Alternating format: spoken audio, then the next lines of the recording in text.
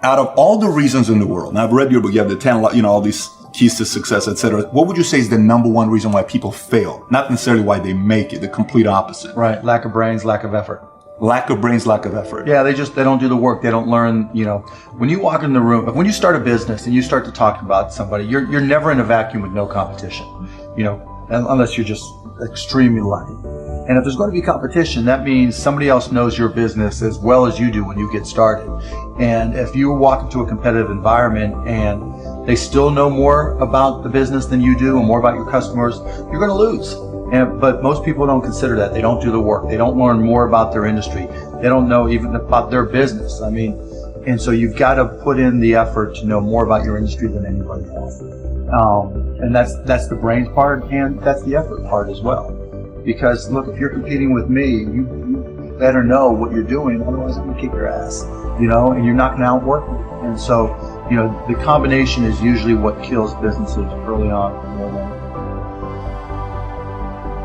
Alluding to it earlier about entrepreneurs being born or built, and I think I knew I was wired to be excited about business.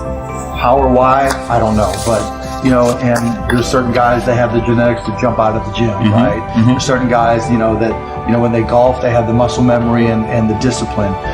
Dirk Nowitzki may not be the most talented guy in the NBA, but his discipline and his focus to do what's necessary to be successful, he's willing to do, and combine it with being 7 feet tall and being skilled, it makes him an amazing basketball player. So it's understanding what your skill set is, finding the right place to use those skills, and then going for it. Will that make you 250 grand? It depends if you pick the right industry. But whatever industry you pick, if you outwork everybody, if you try to be a little smarter than everybody, if you try to be a better salesperson than everybody, if you try to be better prepared than everybody, you've got your best chance. Because if you don't do it and somebody else does, I have the saying, work like someone's trying to take it all away from you. I actually work like someone's spending 24 hours, working 24 hours to take it all away from you. And that's kind of the way I look at it.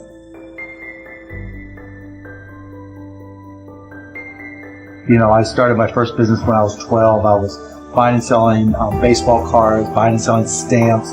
Anything I could do to make money, I was hustling and trying to do. So I was into business, but not so much where it was all my friends were into it with me. So baseball cards. Yeah, baseball cards, you name it. I grew up in Pittsburgh. And so I would, probably even less than 12 years old, I would go out and buy a bunch of baseball cards that I collected, and I would say, okay, you're guaranteed to have a Pittsburgh Pirate in this package, and I would charge 3 times as much, and I'd set up on this park bench down in the park down in Scott Township where I grew up, and I'd have these little sales, and it was great. I made money, and it was, and I learned as much about business when I was 9, 10, and 12 as I learned any other time.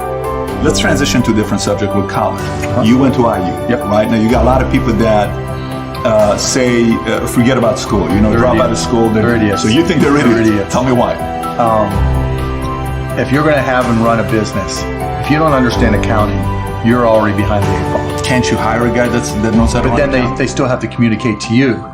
Your accountant might tell you you're profitable, but your cash is going down. Not understanding the breakdown. And when you don't, do you think you need college to learn that? Yeah, I think you do, right? Because it may not, for some people, look, if you're so self-motivated that you can take an online course in accounting and teach yourself everything, you're way ahead of the game anyways. But most people aren't. I don't care if you go to a community college and take accounting and spend $99 for the class. Just, spending the money forces you to be more obligated to do it. But accounting, finance, lesser extent marketing, sales at the school office, that's the language of business. And so while it's possible to teach yourself these things, and while it's possible to hire them, when you're starting your own company, you don't want to have to spend money hiring an accountant.